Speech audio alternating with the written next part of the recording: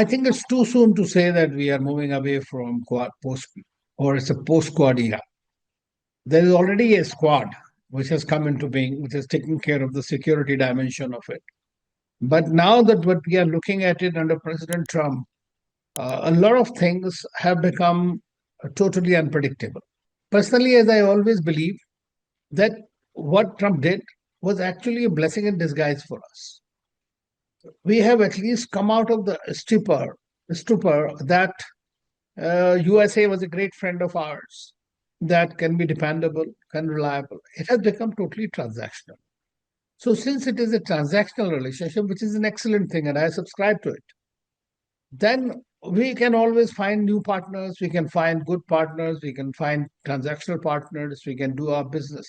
As far as India is concerned, they have also not liked the idea, and the Western countries don't like the idea of India being an independent minded country or having its strategic autonomy, multi alignment, or a la carte menu, whatever. So, but India is today not the India of 47. I mean, when you could be dependent on somebody. Today, of course, thing is that the Chinese are also saying that the Pakistan was in a very bad state because of the war. India's attack, when we counterattacked, at that time, they understood and they openly said it, and their leaders, Pakistani leaders, have been saying the same thing, not from now, but that even the president said that I was taken into the bunker and I was staying there and this, that, all kind of things. Generals who are in bunker, they knew that India, when it attacked, it was going all out. So BrahMos missiles were hitting everywhere. So the Chinese initially were able to help them a great deal, but then the Chinese equipment took a great beating in this as well. So that's the reason that they are trying to get into this. The whole world knows now that India pounded it. When the Americans said it, then it's okay. You see, the as far as TRF, very interesting thing, the resistance front, which carried out these attacks in Pahalgam, right? Pakistan said they don't exist in Pakistan. Americans also said they no evidence. A month later, United States declared them as the foreign terrorist organization. Immediately, Chinese, Pakistanis, everybody started looking at it differently. So the precise question is that I am facing, I'm transferring to you whether India dumped Awami League. My answer was no. I don't think India dumped Awami League in that sense, or adopted Awami League. Sheikh Hasina is here and she sought refuge in India, and she's here and she continues.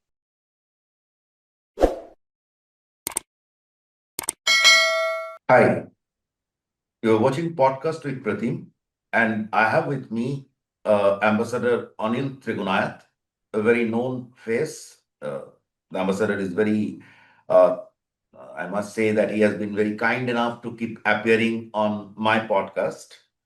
So we Thank will you. discuss today a host of issues which are not focusing directly on any particular region, but on the politics or geopolitics that is evolving around India and how it is going to impact the neighborhood. Sir, let me start with India-US. Now, to my understanding, that relationship is not going to normalize very soon. At least not in the next 5-6 months, the kind of outlook that we are getting. The tariff part is there, unresolved, and the team that had come had not been really cooperative, and they started making new demands, which we declined also. That is where we get. So, having said that, and in the meantime, Quad meeting is postponed. So, Quad was a very important adhesive between us. I understand. So, are we, I mean, let me just put it this way, that are we moving to post-Quad days? Well, namaskar, Pratim ji, and very happy New Year to you and your audiences. It's again a great pleasure to be with you. I think it's too soon to say that we are moving away from Quad post or it's a post-Quad era. There is already a Squad which has come into being, which is taking care of the security dimension of it. But now that what we are looking at it under President Trump, a lot of things have become totally unpredictable, which way it is going to go. But I would go by something that appeared in their national security strategy under President Trump, which recently was announced, in which Indo-Pacific and India repeatedly occurred.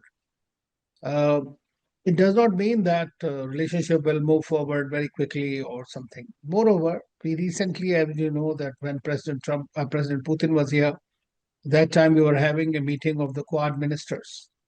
That also happened simultaneously.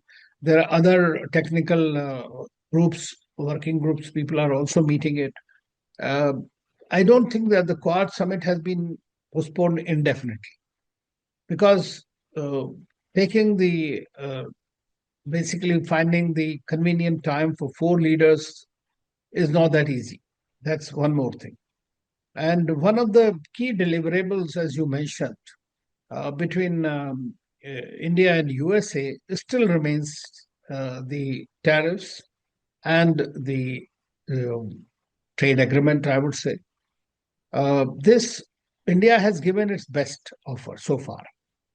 And this was admitted by the US special envoy as well as the trade negotiators very clearly, even in the Congress and otherwise publicly, that the best offer they have received. I don't know if the best offer is going to be good enough for President Trump. As we have seen in July, we had agreed to something and then finally Trump did not like it. Both sides had done it. But we hope that they see good reason in that. But at the same time, if you come to think of it, today or yesterday, I think there was a news item that Trump has decided to postpone the tariffs on the furniture goods and wood industry by 1 year. So, which will benefit the Indian exporters of up to about $1 billion of trade in that particular area. They are doing it. So, and there, in any case, the trade is that was exempted of that 50%. Uh, Consumption was about 10-12%. So that makes it more competitive. Personally, as I always believe, that what Trump did was actually a blessing in disguise for us. We have at least come out of the stupor that USA was a great friend of ours, that can be dependable, can reliable. It has become totally transactional. So since it is a transactional relationship, which is an excellent thing, and I subscribe to it, then we can always find new partners, we can find good partners, we can find transactional partners, we can do our business. What has happened is when he said that the Indian people will not get H-1B visa, he tried to restrict it by enhancing the fee to $100,000 or whatever, 1 million. The Chinese said that we are starting a new visa, K visa. Indians who are coming from there can come here. The Japanese have opened up India. Germany has opened up for the Indians. Russians are inviting million Indians. Israel wants Indians. So there is no dearth of partners. And as the statistics reveal today, as far as trading statistics, even with the US, our trade has not really suffered greatly. But our trade has expanded and had continued to increase because we have expanded the partner basket. So now all our embassies have been instructed by the government to identify opportunities for Indian exporters. So I that is the agree. reason that today we are in that situation. So I think that relationship between India and US is essential, is important. It will continue. It is just we have been facing a big stress on the trade vertical, but we have to see whether it impacts the other verticals also. We are continuing to import energy from there. We are importing defense equipment. We have placed big orders with them. There are meetings at different levels that are continuing to take place. A new ambassador is about to arrive or probably arrive, Gore, who is a right hand man of Trump. So we'll have to see going forward. So far, everybody is making good noises. But US is also distracted. It has its own domestic problems as well as international issues because you can't spread yourself too thin by using the stick of tariffs against everyone. Right. If I may, sir, interject at this point, is I fully agree with you. In fact, I look at it as a new version of stand-up India, which Mr. Modi might not have thought, is that where traditionally we are brought up in a psyche, we developed a psyche where we, kind of believe that they are with us, US is with us, or Russia is with us. I mean, this kind of equation we create. Right. It's not like that. We are strong. We don't try to be strong enough Correct. to ensure that support. So I Absolutely. believe that that way things are changing, and I'll come to that. I see quite a reflection of that in Russia relationship. But before Mhm. that, the trade issue, so far as my knowledge goes, is struck on a strategy point. So that is why economics has taken back seat, right? And for rest of my discourse, we will discuss more on strategy part, because when economy takes back seat, that is the only thing that is left, politics, right? Now the politics is very clear. What I get is about the Sindoor credit of stopping India-Pakistan war. Initially, we thought that it is another quote unquote madness of Mr. Trump to get the Nobel. But now it is clear that it is a strategic point. US wants to tell us that you are a junior partner. So follow our rules, toe our line. That is kind of a situation. Now, in the meantime, China has come in and claimed stake in stopping the war, which clearly goes with the US thought that China is our competitor, not India. It is a junior partner, and which is also reflected in tariffs. They have given concession to China than India. So that said, how India this Pakistan thing. Don't you think that it is actually everything has shifted now on the geostrategy and the geopolitics, that who will control whom kind of a situation? And US is taking a direct stake in the regional politics, which it was to some extent avoided, except in Pakistan, Afghanistan kind of situations. Over to you, sir. Yes, very true. In fact, like again, I would go back to the national security strategy of President Trump. In fact, I quite enjoyed reading it because it shows two things.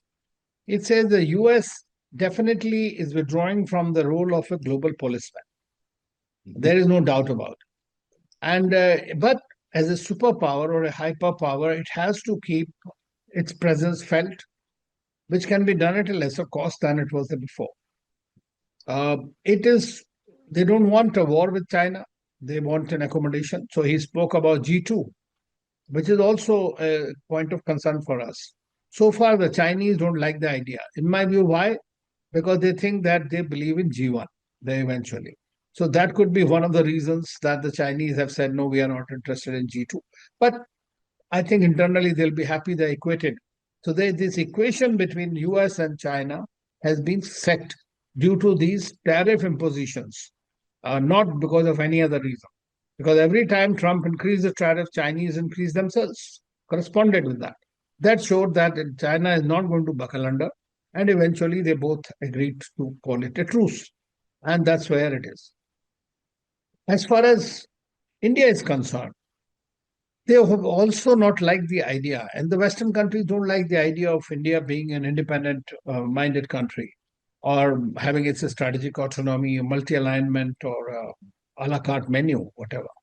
So, but India is today not the India of 47. I mean, when you could be dependent on somebody. Today, of course, irrespective of the fact that we have international dependencies, we have issues, we stand on our own. And this has been very clear after whether it's President Trump's this thing. We refuse to buckle under. But we maintain the strategic patience because we don't want the relationship to go south with the United States by, you know, indulging in a tit for tat. So the government basically tried to find ways to work on this relationship as far as possible. Because there is a very large constituency in the United States which is criticizing President Trump, including Republicans, for the policy he followed against India and trying to alienate India and pushing it elsewhere. That has something that I believe is a change that you spoke about Operation Sindoor. Indeed, Operation Sindoor also caused a lot of disconcert as far as President Trump is concerned because he wanted to claim the credit for stopping that war. That war stopped because India didn't want a war. India did not launch a war. There was no war with Pakistan. It was a war against terror. So it is not something, that's why India stopped the war as soon as Pakistanis asked for it. Of course, when they approached India on the 9th of May, and J.D. Vance spoke to Prime Minister. Prime Minister told him, we don't want a war, but if they don't want it, let them approach us and tell us they don't want a war. We'll stop it. That's how it played out. Now you take a credit for that. That's up to you. But India giving a credit Yes, that we want to. India's operation clearly stated that it is a non-escalatory Yes, from day one. measure from day But one. when Pakistan took the side of all the terrorist groups, as it has been taking for last 4 decades, there were no, there was, you could just have continued to escalate. But India decided that yes, while inflicting terrible damage on them, there's no doubt about it. It was very clear, very open. But the after effect of it, because the disinformation campaign that the Pakistanis, the Western countries bought it, everybody else, and uh, General Asim Munir and the Pakistani government, everybody pandered to President Trump's ego to some extent, that he started believing. And he has always said that I was the one who stopped 40 times. He has already said it. Now, how we played out or not played out, that's a matter of discussion. Should we have done differently? That's another discussion in this matter. But I believe that the Trump administration fully understands where India stands. That's very important. And so, So how do you read, sir, the Chinese attempt to stake claim on that? I mean, is it just, I mean, are they trying to widen the gap between India and US, or is just making a strategic comment, putting their things in place you see, in terms the with thing is G2? that the Chinese are also saying that the Pakistan was in a very bad state because of the war. India's attack, when we counterattacked at that time, they understood and they openly said it, and their leaders, Pakistani leaders, have been saying the same thing, not from now, but that even the president said that I was taken into the bunker and I was staying there and this, that, all kind of things. Generals who are in bunker, they knew that India, when it attacked, it was going all out. So BrahMos missiles were hitting everywhere. So the Chinese initially were able to help them a great deal, but then the Chinese equipment took a great beating in this as well. So that's the reason that they are trying to get into this. But I believe that this was just a statement which has no meaning whatsoever. If whatever, so they said that we provided support to Pakistan and all that, but told Pakistan not to escalate. That's what is their thing, not to India. There were no talks between India and China on that issue, particularly. The only countries that came to India, apart from the United States that has been engaged, was the Iranian foreign minister and the Saudi foreign minister, minister of state for foreign affairs during that period. Right. You know, so I Sir, think that it's very easy to issue statements and saying something like that. That okay, we are also there. right. Now, from this perspective, let me take you to India, Russia.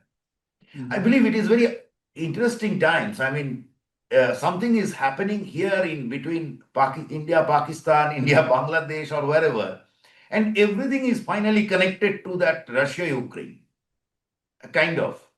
Not everything exactly. Now the India Russia relationship, which began in 1971, uh, then USSR was, Soviet Russia was a superpower. So today, Russia is pretty alone. It is isolated. And India stood by it. So, and then the two are, what we see over the last 2 years, and particularly the Mr. Putin's visit. And so all this put together, it is a very re-energized relationship now. And there are a lot of efforts for trade diversification, etc. You are right. So, how do you think that in this milli, now that US is kind of, if I may say so, targeting India, or the West is targeting India for whatever reason, geopolitical, etc., and I mean, they're trying to size it up. Meanwhile, India-Russia relationship has been revitalized. So, how should it all impact to our neighborhood? Neighbors? You mean to neighbors? In the neighborhood, I mean, should it Okay, okay, impact, should it increase the tension in the neighborhood?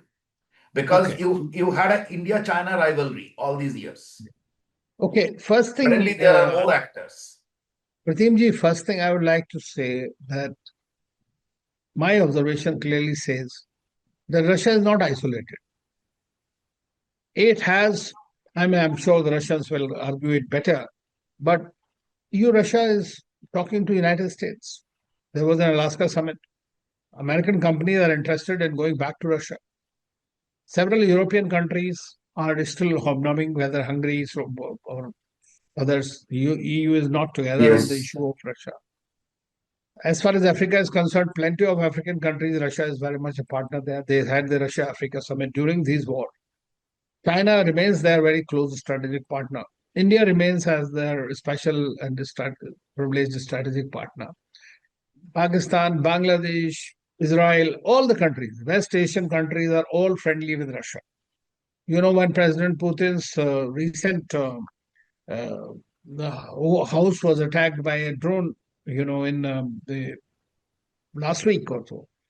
Right. The UAE president was the first one to condemn that attack. Indian Prime Minister, the whole world virtually condemned, including President Trump. So, in that sense, Russia is not alone. But it is definitely under a lot of sanctions. So the And Europe isolated, remains its major.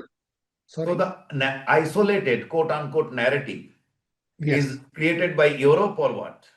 It is created by Europe. Of course. It is by Europeans because see, Europe and Russia have a historic problem. Yes, from the Prussia days. Yes, you know it. I mean, the Britishers have their problem because of the empire days. The Napoleon was defeated. The Germans, because Hitler was defeated. So they all have their own these historic problems. They continue to bring it into the new this thing. So do the Russians. So Russia, Europe, and let me tell you, Russians like to be like Europeans, but now they have changed it completely to a new narrative that's called Eurasia. Now, you know that the CIS countries and Russia are very close. Russia and Central Asia is a very important partner. In Afghanistan, they are very close. So, in all major geographies, despite its weakening status, despite the Russia-Ukraine war, Russia remains a big player in the region, in the world affairs. Apart from being a Security Council member, it also has those. Now, as far as India and Russia relationship is concerned, I think that this is a relationship which everybody says, Prime Minister has often mentioned, that it is, and Dr. Jaishankar says that this is a constant in all the relationships. So we have seen that this is a relationship which has stood the test of time. It is a trusted relationship and a partnership. There are umpteen number of examples, and I have also served there, so I know how things pan out and play out, including the first time then President Putin came here. I was part of the delegation here, came to media.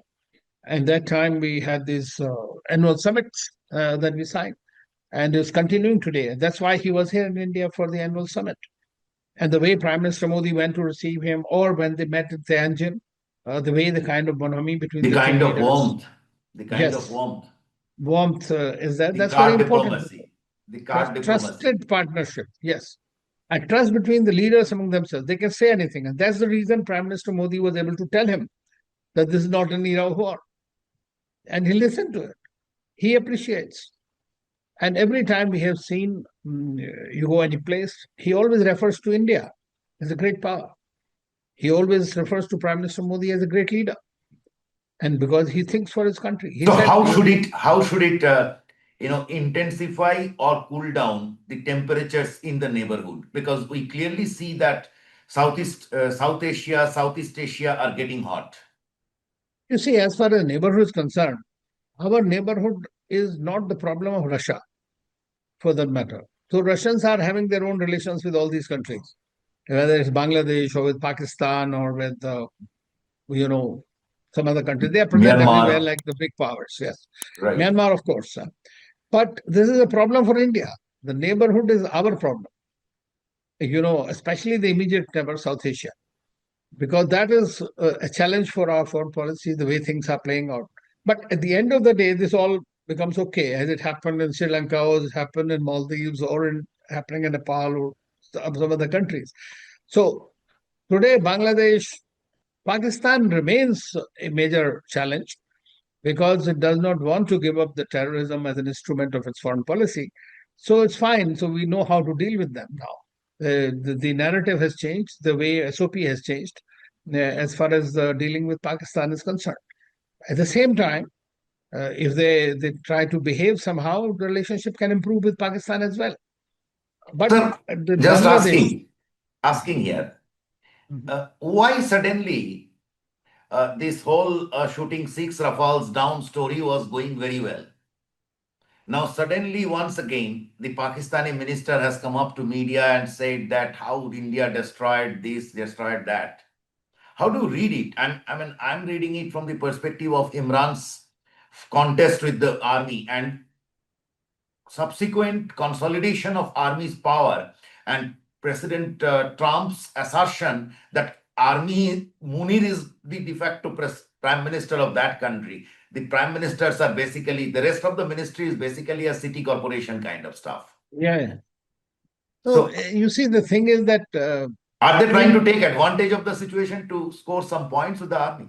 well, politicians who do talk, but that doesn't mean that they have a very good standing there. Because see, let us not forget, like as it is said very interestingly, that most countries have an army, but in Pakistan, an army has a country.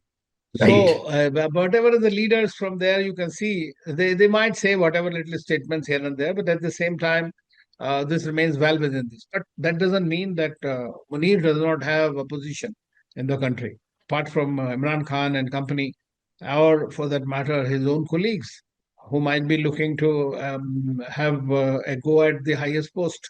So you never know tomorrow what happens because this is what has been the history in Bangladesh of all generals one after the other. So as long as it's going is good for him, he remains the top leader. And of course, President Trump's endorsement of him, often repeated endorsement and three times meeting in the White House, have definitely added to the heft that he wanted to project. And through disinformation campaign during the Operation Sindoor and after that, he has really made his position very strong within the country, or Right. army's position, as you rightly mentioned. Pakistan So might these have lost, but Munir has gained. yes, very true. That's true, and he has gained, and he has become now CDS and whatnot. This is what happens. Like the emperor But used to keep adding. traditionally, it always happened so, sir. Every war gives the army dividend. Pakistan army. Yeah, no, you see, I mean, I remember when I was in Nigeria in the early days, they used to say that everybody who joined the army and when he crossed the rank of colonel, he always thought that he could be the head of state, right? Because there were so many coups at the time.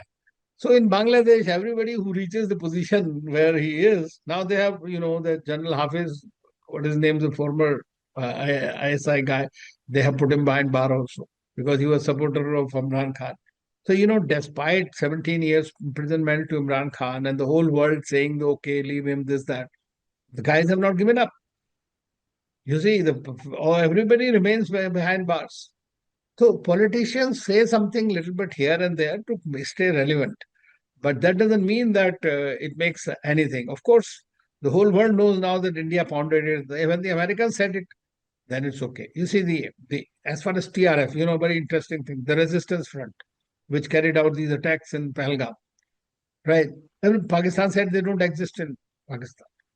Americans also said there's no evidence. A month later, United States declared them as the foreign terrorist organization. Immediately, Chinese, Pakistanis, everybody started looking at it differently. So these are things that will happen. I don't give, but it's a good thing that they say that we were able to pound them very thoroughly. So it makes a good soundbite even for us. It corroborates what India has been saying all along, and the world knows it. So now I'm taking you to Bangladesh. We will Mhm. end with that because I think that is our problem. Yes. Now you have a situation here where the India-US relationship is broken or not okay, whichever is correct. And US Pakistan, let's say Pakistan Army ISI things, and connection is very strong, and there is a Pakistan Bangladesh axis. So we can say US, Pakistan, Bangladesh axis, kind of. Mhm. And on the other hand, there are players, many players we know. The Turkey is there, China is somehow there. They are Mhm. very cautious, and of course we are. Now, in this context, in this whole context, we have suddenly seen a change of stance from Indian side, or that is how people have read it. India insisted that there should be an inclusive election, which means with Army League. That was considered just by many people in Bangladesh. However, the voice was pretty suppressed. Now, suddenly we saw India backing the BNP in an uneven election. It is not at all a participatory election. Forget about Army League. There are many other parties who are dropped out. So, how do you explain this? I mean, does it? To my understanding, this has to be a stopgap arrangement. But how does it gain us? Well, firstly, what India has been saying is from the very beginning that there should be a democratic transition in Bangladesh. It is very important that they should hold the elections, which should be transparent, fair, and inclusive. That has been India's stance all through. At the same time, if you just hypothetically see, if Khalida Zia had not passed away, I doubt very much that the External Affairs Minister would have gone to meet them. It would not have happened.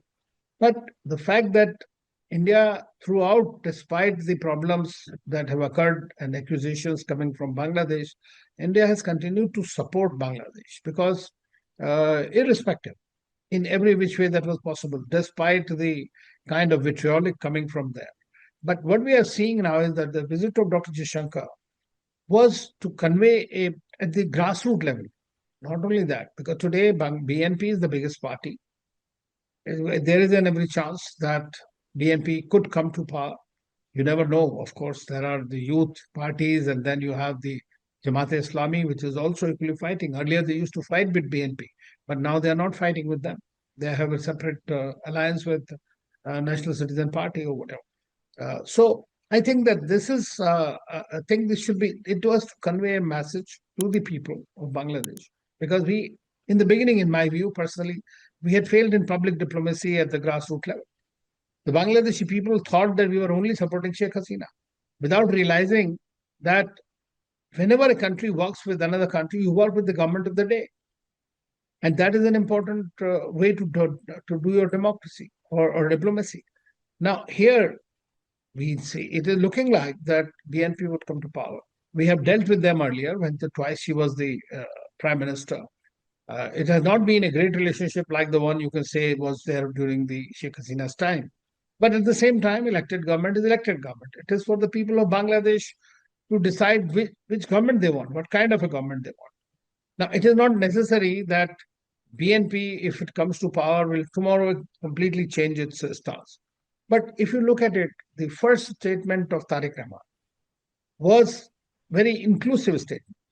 It was saying that he was saying that this is uh, the Hindus, Muslims, Christians, everybody should be a part of it. Must have seen that statement, which is quite, I think, comforting statement coming from him because India is also interested in the welfare of the minorities in Bangladesh.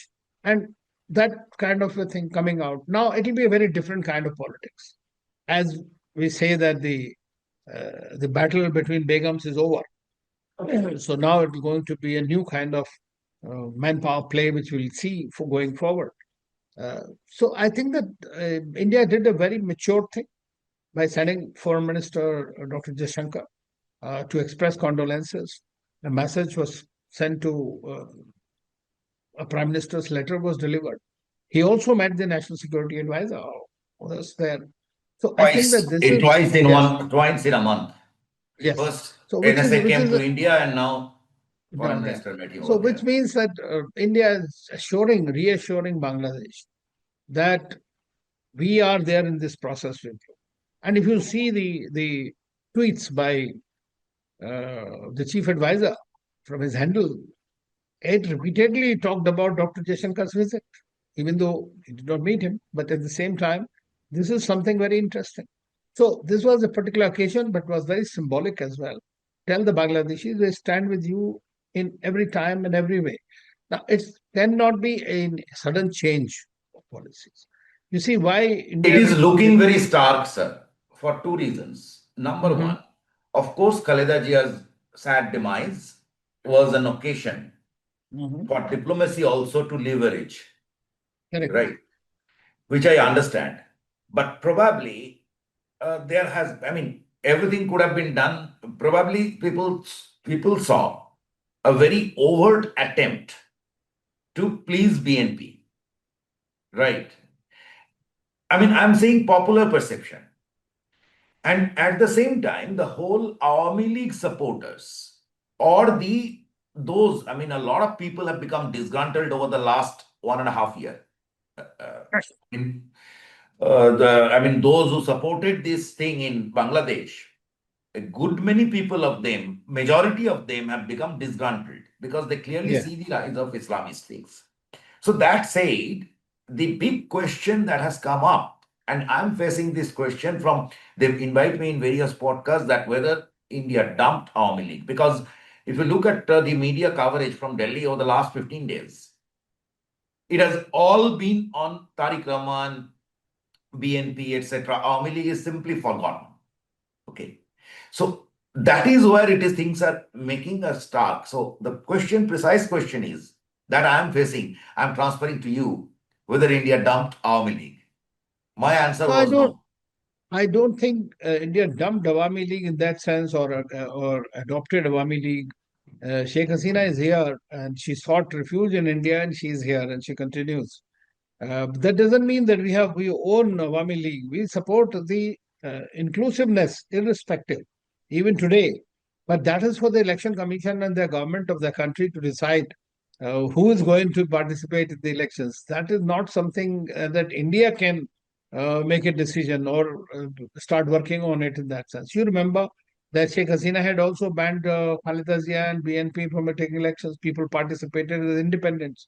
So even now, this time, large number of the the Awami Leaguers will participate as independent, and you don't know what happens thereafter. They will become quite a big force in any case in the party. So I think that this is for the Bangladeshi people to see whether, I mean, there are 40% people are still supporting Awami League in the country, as far as I know. And so it is for the Bangladeshi people to decide whether they like it or not, or they want. BNP has not said that there should be no Khalida Zia's party. They said the Awami League should participate, as far as BNP stand is concerned. They have openly mentioned these things before also that it is not correct to ban the party. But so it is an internal. I mean, you would like a certain party or certain people to be in power, but at the same time, going beyond your remit, I think overtly would be backfired. Thanks, sir. Thanks for giving time. It has been Thank you. always very enriching to listen to you. Thank you so Thank you. much. It's a great pleasure always.